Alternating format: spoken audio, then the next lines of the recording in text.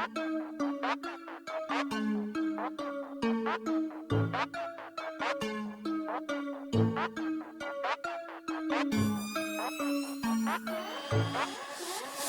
is up, Rock Nation? Welcome back to another episode of the Right of Center podcast with yours truly at Romac Bell and my favoriteest co-host over there. Some asshole named Ryan Gass. That's right, Ryan Gass, lead instructor at ptpgun.com. He just came back from a wild weekend.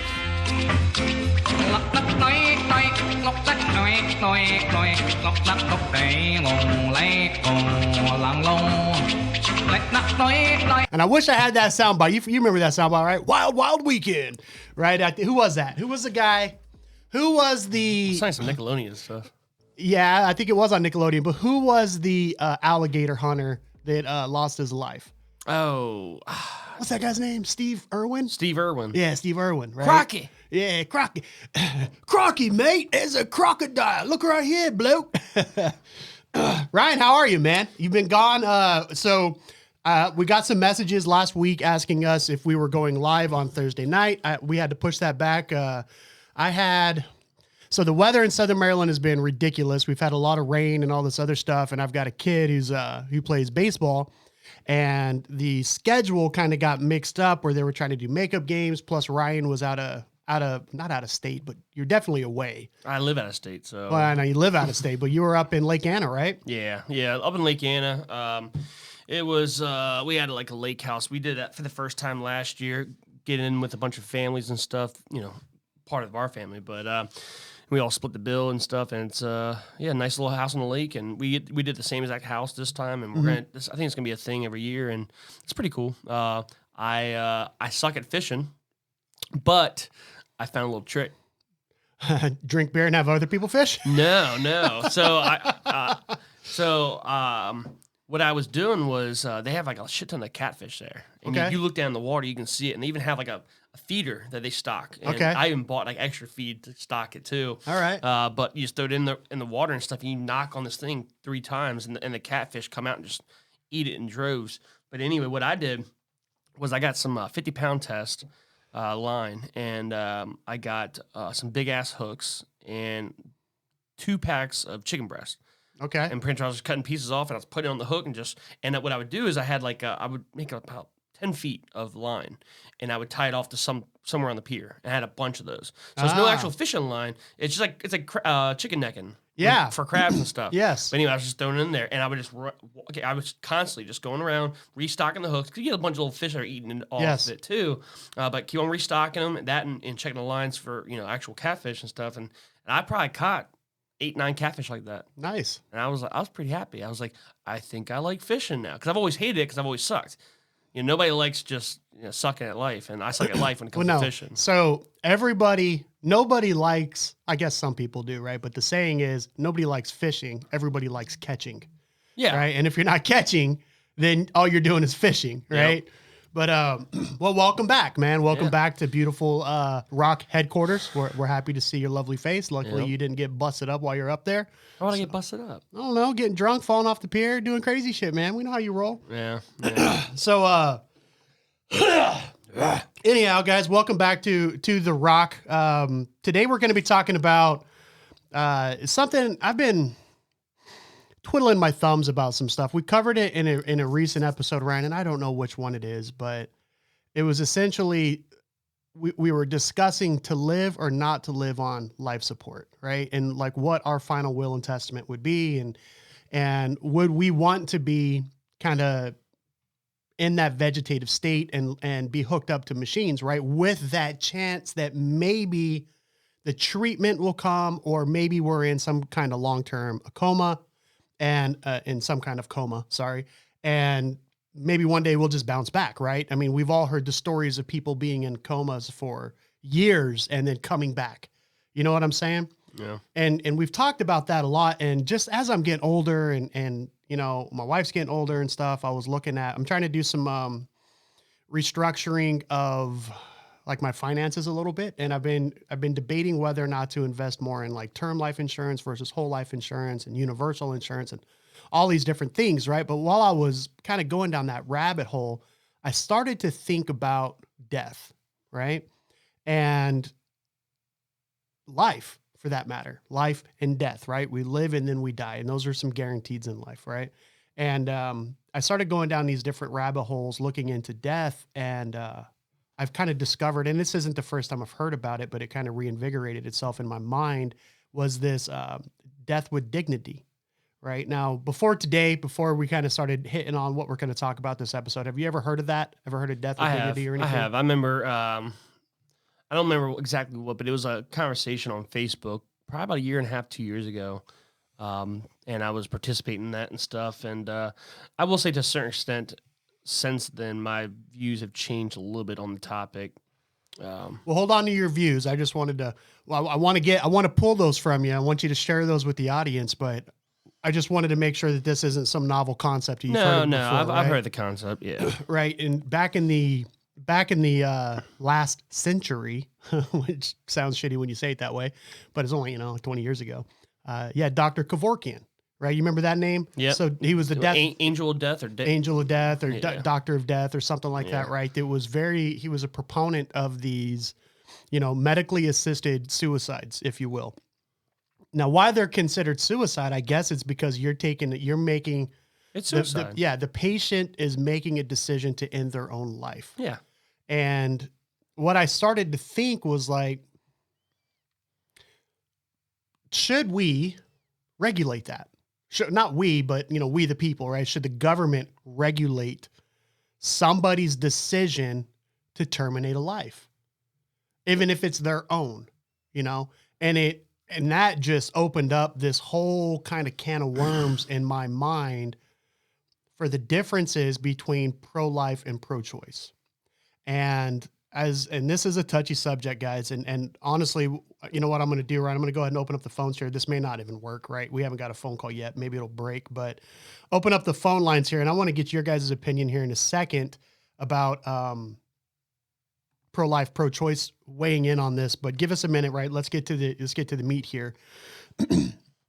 So there is a faction. There's a large percentage of Republicans and even some of the centrist Democrats that are anti-abortion, if you will, or pro-life, right? And when we talk pro-life, what we're saying is that upon conception in a woman's body, a life is created, and that nobody should have the decision to terminate that life.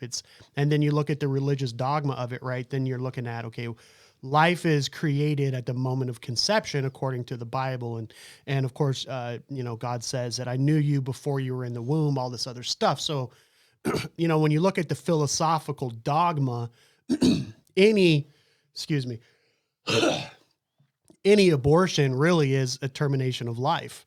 But that really only, I guess, agrees with if you're a religious person or not. And the pro-life movement is this way. And I started looking at pro-life from a couple of different angles, right?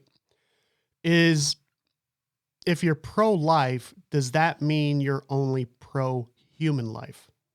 And what I mean by that is this, right? We're all, you and I, Ryan, we're red-blooded, meat eaters, if you will, right? We like to kill animals and eat them. Mm. So are we still pro-life? Or are we just pro-human life? Right? And then, the other day I was talking about, I guess what some people would call some socialist ideas or some left-leaning ideas about life in general. And I challenged you a little bit, right? Like everybody's pro-life up until that child is born. And then it's like, nope, we're anti-welfare establishment. We're anti, free college. We would rather a child amount, insurmountable debt to provide for themselves in the future, all this other stuff. We started hitting on these different avenues of what that pro-life really is, right? And what it kind of boiled down to with me is there's a lot of people that say that they're pro-life, but really they're pro-birth. It's like after that child's born, not my problem anymore. I don't want welfare, Susie, sitting around there pumping out 15 kids and collecting welfare checks. That's no. All right. Use birth control. Well, I thought you were pro-life, and it's so many people grab on to this notion of pro-life, yet they're anti-social welfare. They are oftentimes hunters, and they cull the animals to feed themselves. They cull the plants to feed themselves. They're massive consumers. They're killers, right? But they're pro-life. So I started to think about this, and let me pivot here to the topic for today. I started to think, okay, well, if you're pro-life, where would you stand on death with dignity? Especially I wanted to hear from the religious side. Is it, in the Bible it says you shouldn't kill yourself. You know what I'm saying? Mm. So if you kill yourself, if you elect to have death with dignity applied to yourself, are you bound for hell?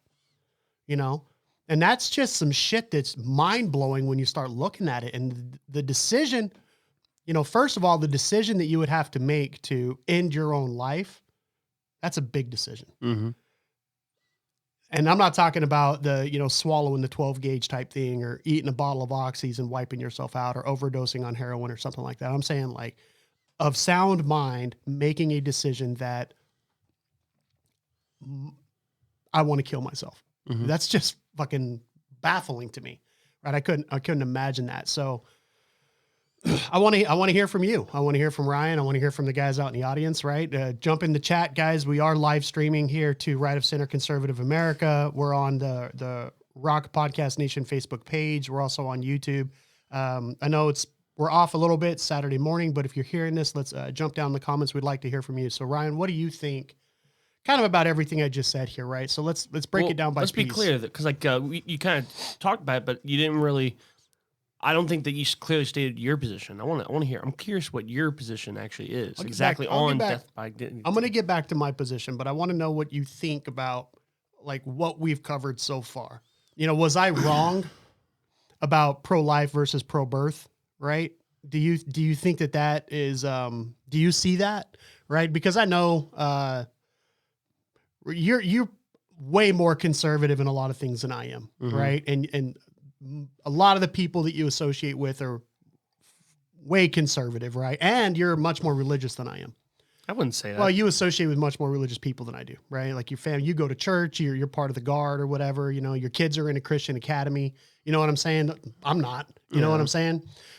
So I just want to know, like, what's your take on two things? First is the pro-life versus pro-birth. Let's hear about that first. What do you think there? Well, for those that have listened in on our podcast before, you know my position more or less on abortion. Difference between abortion and death with dignity is the person whose life is the topic of discussion. That life, they're making a decision for themselves. It's not only affecting. Let's be honest. It's not the fact that if somebody dies with dignity, they make that decision. That decision is not only affecting them, but physically, for the most part, it is. It's only affecting them physically. Physically, it's gonna affect their friends, their family members, blah blah, emotionally, and a lot of other stuff. But physically, it's only going to per se harm them. It's only gonna diminish or take away their life. right? So with that being said, I wouldn't say that I'm a supporter of it. I wouldn't go that far, but much like, it's not the same exact thing, but much like, gay marriage, it don't affect me. Do you? I don't agree with it. I'm not a supporter of it, but I'm not going to spend my time and efforts and whatnot to try to regulate it or to take away that from somebody else. Sure. I'm not gay myself and I don't want to kill myself. But it doesn't affect me. Now, so I'm not a supporter of it, but I'm not going to go against it per se. At the same time too, I've got family members, I've got kids, I've got this, I've got that with, these type of people who, if this was an option where we live, which I don't think it is currently, but if it was an option, that would be something that they could choose and would affect me, emotionally, mentally, whatever. But it's not something that I don't see myself ever doing that, regardless of the situation. I don't see that for me. But at the same time, too, if somebody wants to do that, I don't know. And I've changed my ways. I mean, not my ways, but my opinion on that a little bit. Sure. I was a couple years ago when I had that discussion. I think on Facebook, I talked about a little bit earlier. I think for what I recall and stuff, I was taking a position more or less against it. Of death with dignity. Yeah. But I would say that I'm more or less. I wouldn't even say I'm in the middle. I'm still, I guess you'd say, against it, but I'm not against. I'm not for regulating it. I'm not. We shouldn't. It's whatever. I mean, my thing with that again is, if the kid in the womb was like, yeah, fucking kill me, mom, then and they can make that decision, then that'd be different for abortion and stuff. That's why abortion and death with dignity is different. It's because the person that's actually going to be losing their life, they're literally the one deciding that. So let's pause for a second. So we've been talking, guys out there in Rock Nation, we've been talking about Death with Dignity acts. And essentially what that is, I'm just going to read you from the website deathwithdignity.org, what their definition is here. Okay. It's death with dignity, and I'm quoting here, death with dignity laws, also known as physician assisted dying or aid in dying laws, stem from the basic idea that it is the terminally ill people, not government and its interference, politicians and their ideology, or religious leaders and their dogma, who should make their end-of-life decisions and determine how much pain and suffering they should endure.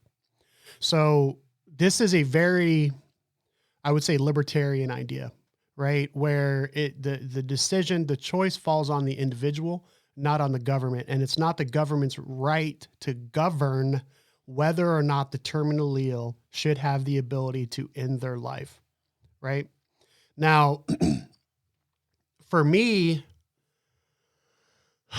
my position is this, and it's kind of convoluted, right? But my position is I have experienced mental health problems in myself, and a lot of people around me. I've seen a lot of vets who have known a lot of vets who have known a lot of people who have taken their life. It's prevalent, the 22 a day type thing, right? It's a big thing. And what I always want to advocate for is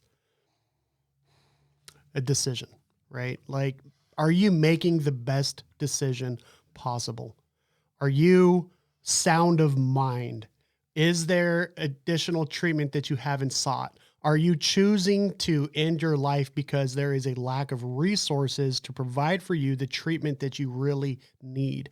Are you a victim of the system? Have you fallen a victim to the trap that is the system, where they're just over medicating you, and now you are a customer, not a client, I guess is the term, right? What's the saying though? Like amongst doctors or whatnot, or at least the stereotype is that a patient cured is a customer lost. That's right. So how do they keep on gaining money off you if they allow you or they help you to kill yourself? That's right. Well, not only that, but if you look at all the doctors that and we're not anti-doctor on this podcast, but there's a lot of doctors that, as Ryan just said, are only interested in providing the treatment, not providing the cure, right? Because the more that they can prescribe, the more that they could see you, it's money in their pocket.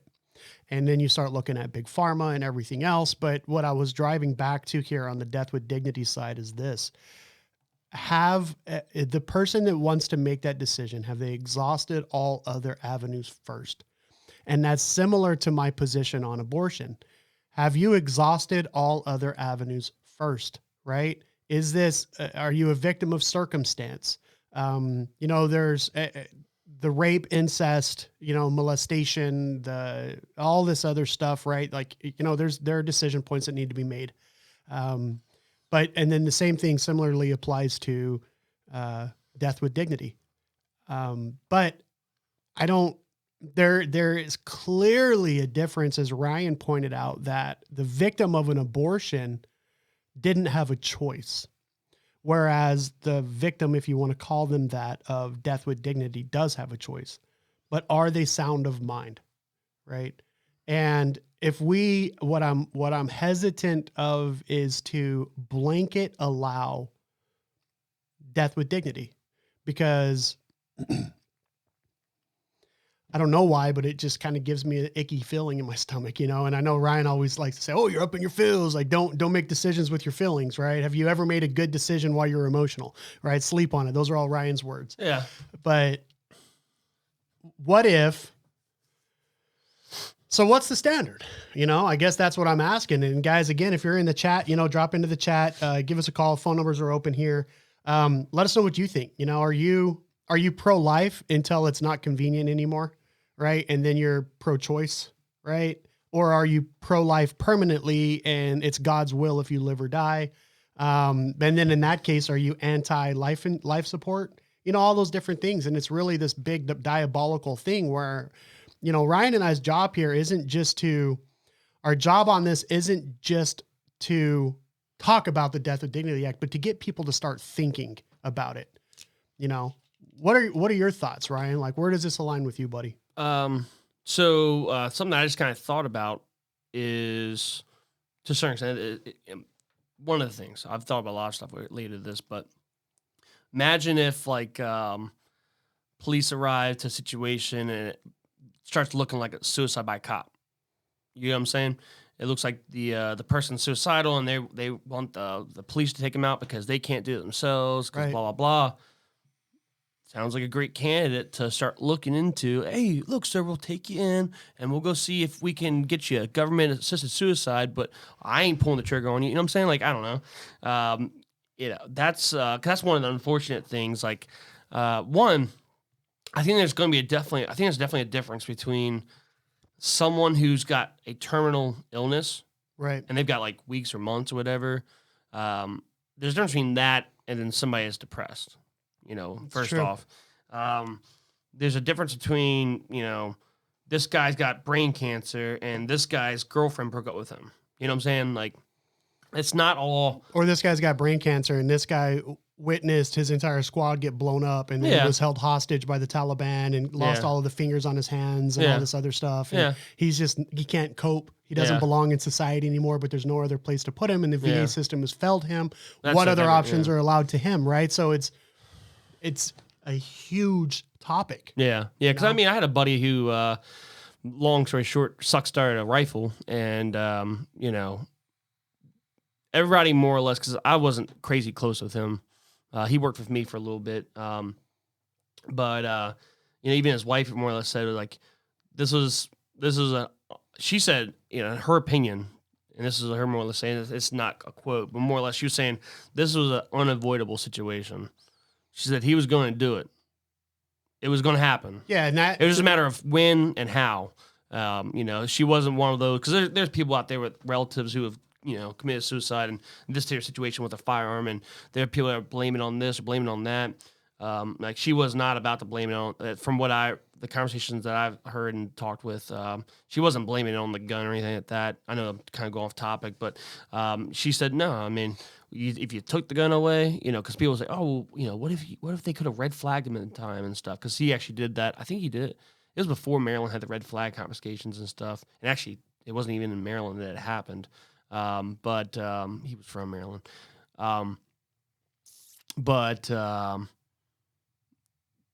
Nothing would have stopped it. It was his decision. No, whether it was a rifle, whether it was a exhaust pipe hose going to the car, whether it was a rope in the bathroom, or whatever, you know. Yeah. It was a matter of time and stuff. So, you know, I don't know. So we have a comment here. This is a friend of mine is commenting here in the chat. She's actually in the medical field and has had to write some papers on this stuff here. And I'm not, you know, going to try to misquote her here. But she, under the Hippocratic Oath and stuff like that, has said that, you know, it would be unethical of her to participate in ending a life.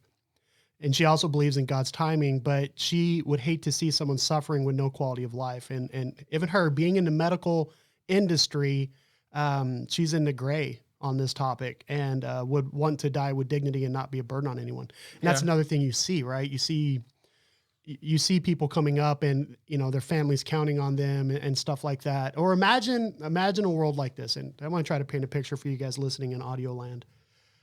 Husband and wife raise their kids, right?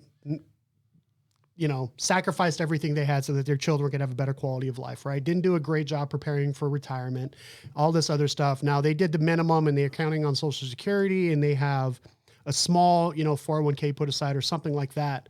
And then all of a sudden one becomes terminally ill, right? Now all of their plans, because of the broken Medicare system in this country, again, this is one of the areas where I try to advocate a little bit for universal basic health care, a little bit. I know it's kind of socialist or whatever. Yeah. I see the looks Definitely Ryan's is. giving me. But you work your entire life, you do the best you can, you get to a point in your life where now all of a sudden, if you were to withdraw from your 401k, you've essentially damned your spouse to a life of struggle in the future because there's just no money for them. Right. And the Medicaid system isn't there to carry them. And Social Security isn't what it should be.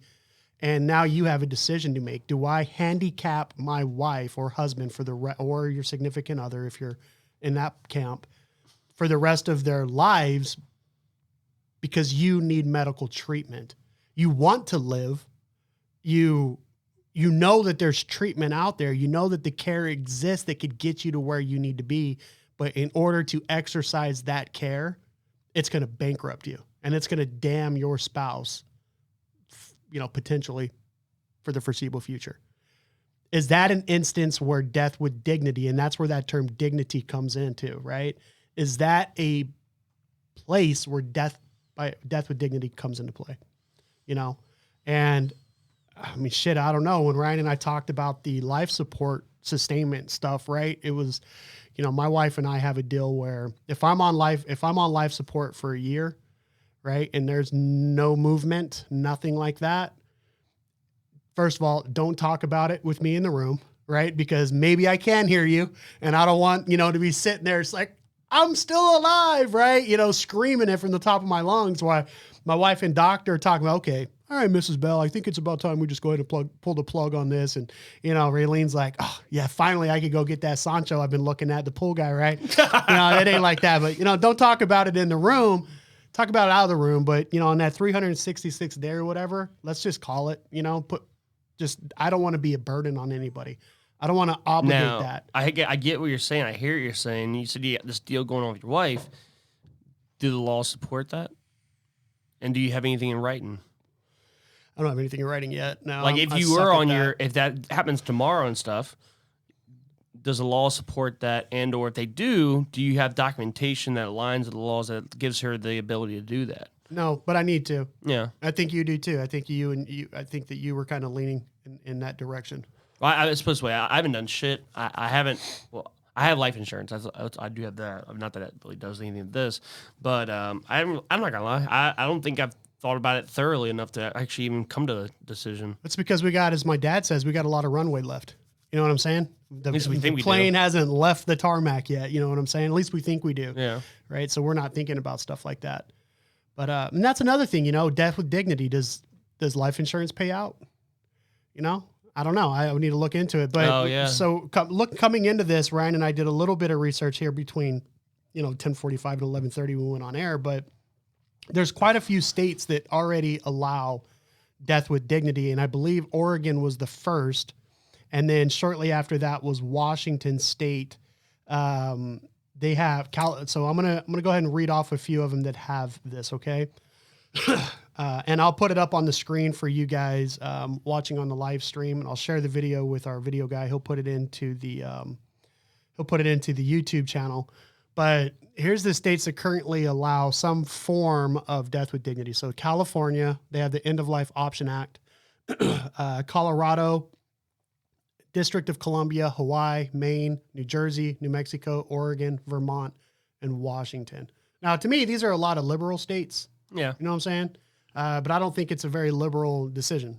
And the most recent one here, looking at this, was 2019. New Jersey came on board. It's aid in dying for the terminally ill. Maine in 2019, Hawaii 2018, 2019, Our Care, Our Choice Act. But most of them are essentially the same thing. Where you're empowering the terminally ill to make their decision at the end of life. Guys, think about it. And then, weigh that against what your position is on pro-life, pro-choice. And Ms. Myers, you commented here in the block there that, yeah, as a medical professional, you wouldn't feel comfortable administering or participating in ending a life. It wouldn't be ethical for you, but you want to die with dignity. So let's look at the healthcare providers, right? That's a hell of a decision for one of them to make. You know, it's not like the death penalty where, you know, the reason they had the firing squad back in the day is so that no singular person would have to carry the guilt of murdering somebody, right? Because you don't know if it was your bullet that actually killed them or not. You know what I'm saying? And there was some religiosity that was factored into that where you had a clear conscience. I couldn't imagine being Dr. Death. You know what I'm saying? Unless you truly believe that you are benefiting that patient. And I don't know, should we be able to govern somebody else's decision to end their life?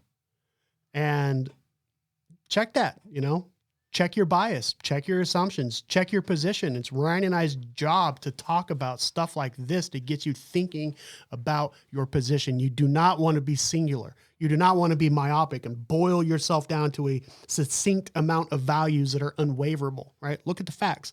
Look about it different. Don't go out there and march for pro-life and then the next day vote for death with dignity, right? Make sure you're understanding the language, right? Because control the language, control the culture. We've said that countless times. Evaluate it. Think about it, guys. Talk to your husband or wife. Talk to your parents about it. You know what I'm saying? Mm-hmm. And what do you think? I got a lot of different thoughts rolling in my mind. Yeah, I don't know. Like I said,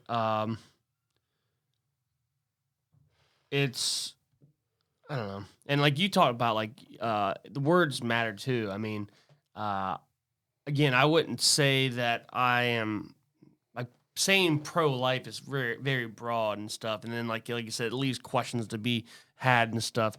I'm pro-innocent human life. That's so you're pro protecting those who can't protect themselves. Yes, correct. I'm not for protecting Bambi. I'm not for protecting, people that are, if you are actively trying to cause death or serious bodily harm to me, I don't give a fuck about you at that point. You know what I'm saying?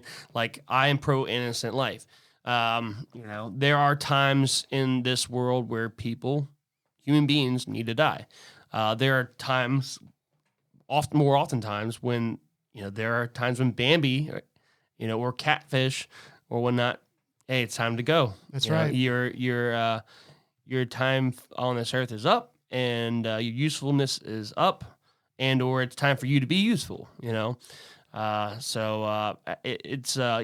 like to use the whole pro-life, anti-life shit, or pro-abortion, anti-abortion shit. Cause it leaves it to be too broad. I don't like broad terms. I like definitive civic terms, you would say. Sure. But yeah, we're about to get me back on the rabbit hole of abortions too. Well, so in my kind of discovery phase before we decided to hit the podcast, but this was vegans, right? So vegans, there is a large segment of vegans that are pro-life. And it almost defines their entire outlook on the way that they choose to diet. And I've never heard a vegan say this before, but I saw it today in my research that said they are anti-killing anything with a face. Right? So fish have a face, squirrels have a face, all this other stuff has a face, right? And I never heard it put that way before. I thought it was pretty clever. But I'm pretty sure heads of lettuce have faces. Look at that yeah, way. I mean, there's some, and then now there are studies that are coming out that say plants feel pain also. So, I mean, it's this diabolical thing. Did we talk about this recently? I'm going to pivot here a little bit, but we're coming up. We've been on this, looks like about 34 minutes here. We've been on the live stream.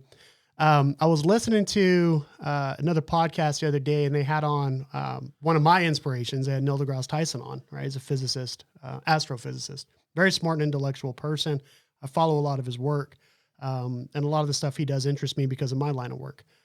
But he was saying they were talking about the concept of aliens, right? Because that's a hot topic right now, right? All the unclassified information and all this other stuff. They were talking about aliens, and what he was saying was, when we imagine aliens, we generally imagine consumers, right? Either they're going to come and they're going to take our planet because they've overconsumed their planet and they need our resources. Or when we look at them, they always have a mouth, because they have to eat, stuff like that, right? Like our minds have a very difficult time imagining things that aren't similar to us. And what Neil deGrasse Tyson was saying was, imagine an alien that lives on photosynthesis, right? So look at a weed. Look how quick a weed grows. You know what I'm saying? All it needs is water and sunlight and some nutrients from the earth, right? Now, and then look at Groot on, Guardians of the Galaxy. Groot's like this giant tree thing. You know what I'm saying? It's like, what if aliens literally keep hovering around the planet and they're like, these guys just kill everything, right? They kill each other. They kill other animals. They kill their plants. The only way that these people live is to consume other beings, other living organisms. That's the only way humans live, is to eat, right? And to consume animals. Even animals have to consume, right? So what if there's the aliens out there are like so highly evolved that they're like almost like a plant, right? They just live, they just absorb, right? The nutrients from the soil, which when they die, they give back to, right? It's this circle of life stuff. And they're terrified to come and make contact with us because we might eat them, right? And what was interesting was Neil deGrasse Tyson had Steven Spielberg, who Steven Spielberg was the author of E.T. Author or director? Was author and director. Okay. So when he went to when Steven Spielberg brought a member of his family to Haven, which is in New York, which is where Neil deGrasse Tyson works. It's where his lab is, and he works at this museum. They were asking about aliens, and they went on the topic of E.T.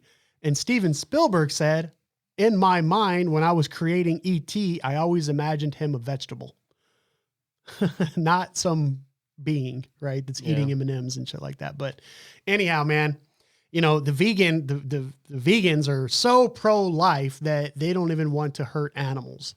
Not all vegans. Not all. Some of them are pescatarians where they only eat fish. Yeah. And then there's some other variants that will drink milk because that's not actually killing the animal.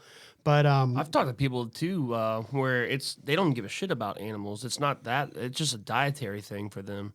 Like supposedly, I don't believe this, but supposedly eating meat is bad for your body and this. Oh and yeah, that, and yeah. We all watched Meat Eaters, that show on Netflix. It was a good show. Yeah. Now a lot of it was debunked or whatever, but I mean it was a good show. I enjoyed it. I talked to one guy who's a vegan, but he's a hunter. Yeah, and he'll so it's not it has nothing to do with killing animals. He's vegan. He still hunts and stuff, but he donates the meat and stuff to local pantries or whatever else. There's different programs out there. So he has no problem killing an animal and whatnot. We're watching other people eat them and this and that and stuff, but it's just a matter of diet for that person. So yeah, man. Well, here's my final thoughts on this. I think it should be a choice that each person should make. But I really do think that if it's going to be governed in any way, the governing of that decision should fall on the medical providers, right? And then they should follow their oath to fully ensure that all other steps have been taken to ensure this person's quality of life. But it's such a big topic that, like the case I mentioned, the old person, right, that just wants to die so he's not a financial burden on his family. Like that just shouldn't be a thing. And that opens up a whole nother wheelhouse of conversation that I hope we'll get into soon about the universal, basic healthcare, universal basic income, different things like that. But to put the stamp on this episode, I guess, is check your assumptions. Are you really pro-life? Are you pro-birth? And then in this concept of pro-life, are you pro-death as well, the decision? And that's kind of it for my final thoughts. Ryan, what do you got, bud? I've got something. So one, we like to have people on the show. So I'm going to put this out there. Because one of my things is I want to hear from somebody that's in a position who would maybe have to make that decision. Or, I don't know. So what I'm trying to say is if you or someone you know is terminally ill, I'd like to have you or them on the show to talk about this topic because they're going to bring a whole different perspective than us. Because for us, it's just all hypothetical and opinion and stuff. For them, even though like it's just we're in Maryland, it's not legal in Maryland, but for them, it's more of a real topic. It's something that they could really think about more in depth and consider based on their real life position. So if somebody listening or someone you know is terminally ill and wants to come on and talk about it, this topic, I think that'd be pretty. I really would like to do that. Yeah, sure. Yep, certainly. So let me ask you one more question. I know I was trying to put the stamp on this, but I started to think about it because you're right. Neither of us are terminally ill. Yeah. Neither of us have had to make a decision for somebody else, but I think both of us have had to put a dog down. Yeah. There was a decision made. Yeah. That either financial or health assisted us in making a decision whether or not to kill a life, to take another life. Yeah. Right? Is it similar or is it not?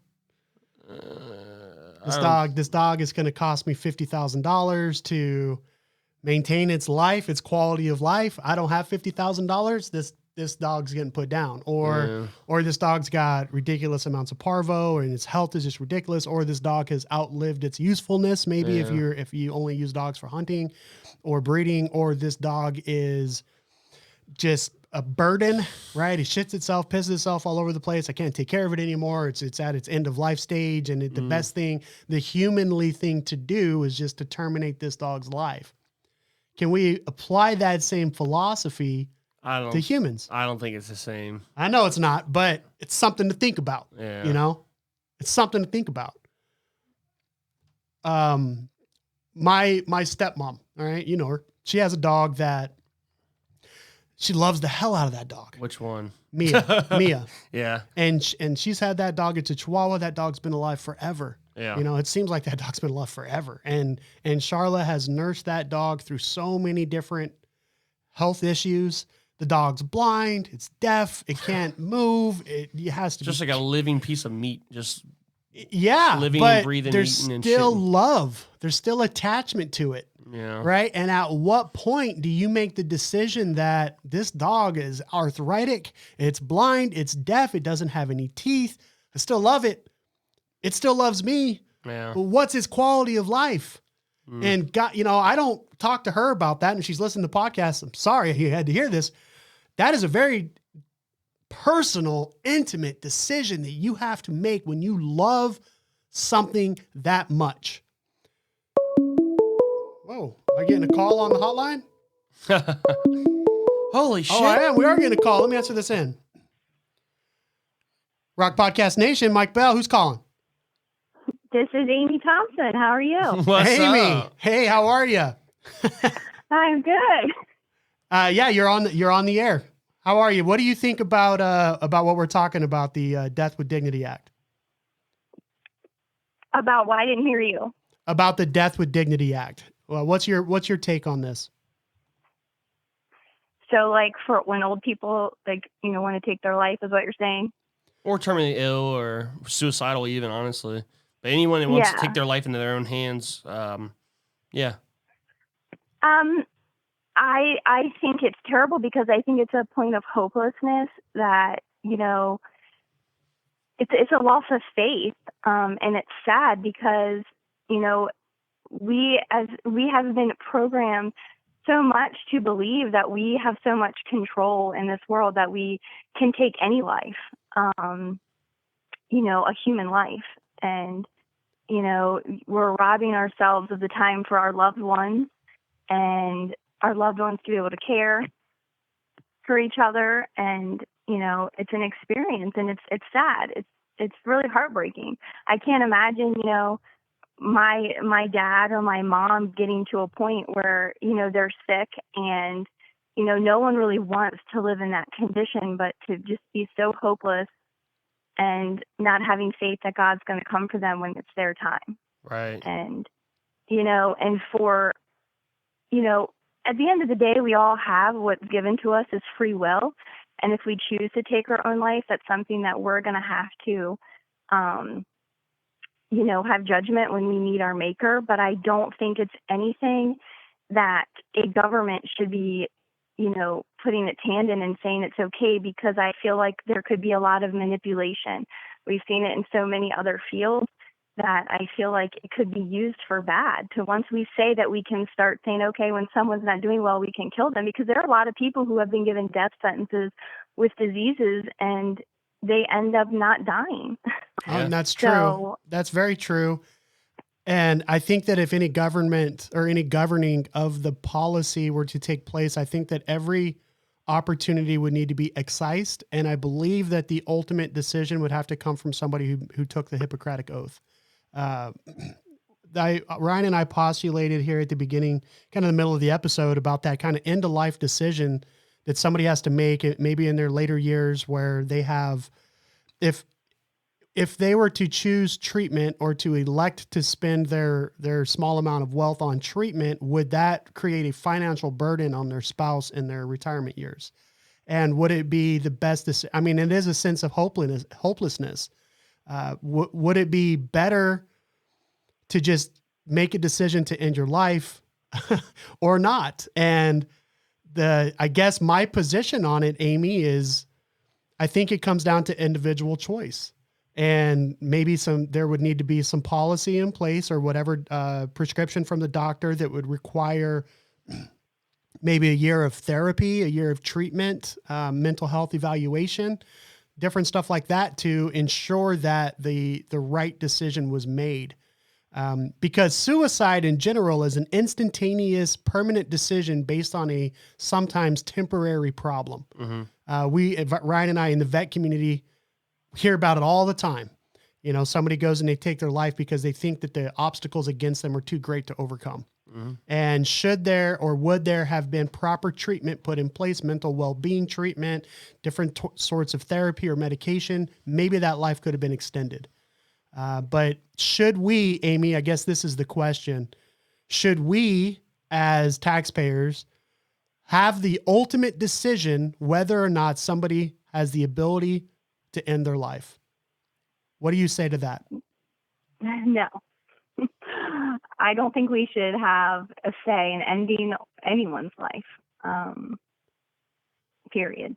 I think there's a difference if you refuse cancer treatment because you don't want to go through what cancer treatment could do to you, versus deciding you're going to take a pill and end your life. I think there's a difference of saying don't resuscitate versus just shoot me up with something so I don't wake up, Right. I don't think that. I think that the more power of law, like the more things we put into laws that govern any of these types of things, the more power the government or any doctor has to use it for bad. And I don't see any good coming from it. I think there's too many instances where it could be manipulated for the wrong thing. Yeah. To take someone in a time of their desperation. And, we've seen other doctors in the past. There's been doctors who have done this, and it's more like an experiment for some people. And I just, you take advantage of people in their weakest moment. I don't think it's a good thing. Could you see or imagine any type of situation where you would be more comfortable with it?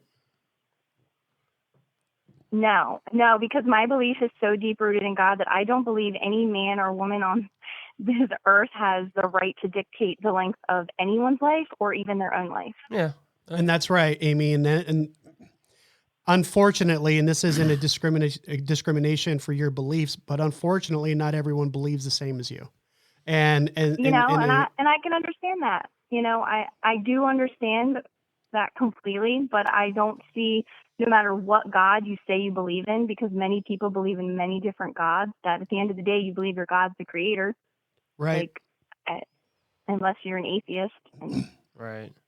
Yeah, and it speaks to a lot more. And what Ryan and I were trying to do was pluck at the thread of people who are adamantly pro-life and ask them, right? Okay, you're so pro-life, but what if you're on, that do not resuscitate card, right? Maybe you carried one of those, right? It's God made the decision at this point to end my life.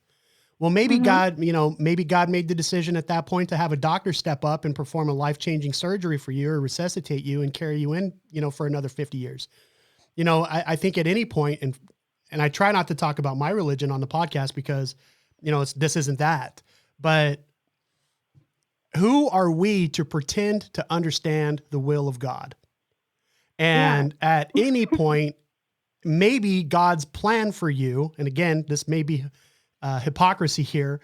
Maybe God's plan for you all along was to have an abortion, or maybe God's plan for you all along was to decide to not be a burden on the rest of society, right? Who are we to try to understand the will of God? And now what we do have, right? And I'm not going to go super theological here. What we do have is the binding book of the Bible, right? Who says that all life is precious and that God knew us before we were in the womb. And, the protection of life and loving your neighbor as yourself and all this other stuff, right? Love your enemy as thy neighbor and all this other stuff, right? It all speaks to love and life eternal and to protect life at all costs. But who are we to decide God's will? And maybe God's will is for, grandpapa to pull the plug, who knows? And it's very theological. And I guess the impetus of this episode is to challenge people to evaluate their position. And maybe that will reaffirm your decision, or maybe it will empower you to do a little bit more research or something. I think if you are a believer of the God of the Bible is so clear what life is that's why the majority of people who are Christians are pro-life people, because there is no other argument of God is very clear in his word. He is very clear what our roles are, and he is very clear what a sin is. And there is a lot of verses about what happens when you harm God's children. It's true. And there's a lot of verses in there that talk about, how you care for your elderly parent. And there are a lot of verses in there about, just caring for life in general, and that no one is a burden, and that so he doesn't believe anyone is a burden. What has happened, in this world is sin. And everyone says that God, talks about love and you love and you love. No, you love, but you are to judge righteously. So we are to call people out of that dark place. We are to be the light. We are to go to those people who feel like their life that they have nothing in their life, that they want to go kill a baby.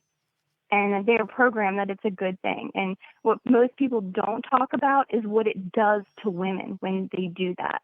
And, the depression that they have, the guilt that they carry for years. And, what's also usually not talked about is the creator of the abortion clinic was racist, and the whole Planned Parenthood was put into place because they wanted to go after the African American race. And that's why abortion clinics are primarily in African American communities, because they don't want African American babies. Hey, and Amy, that's why Amy, are you free for an hour right now? Because I would love to continue this conversation on ROC exclusive. And we could get it on our exclusive podcast. Okay. All right. So, sure. So those of you listening right now and following on the live stream, if you don't know already, we do have an exclusive podcast. You could find that by going to rockpodcastnation.com. There's an opportunity there for you to pledge your support, which is going to help us continue this podcast. And in doing so, once you do that, you'll have access to the remainder of the lovely Miss Amy Thompson's opinions on this. And you could also find some other stuff on the free show that she's talked about, vaccinations and stuff like that. Amy's a big supporter of the podcast. So with that, Amy, I'm going to get a hold of you right after this, and we'll bring you on for the exclusive podcast, guys. And for those of you watching on the stream or on YouTube or just listening in your car right now, we thank you. Come back next week for more.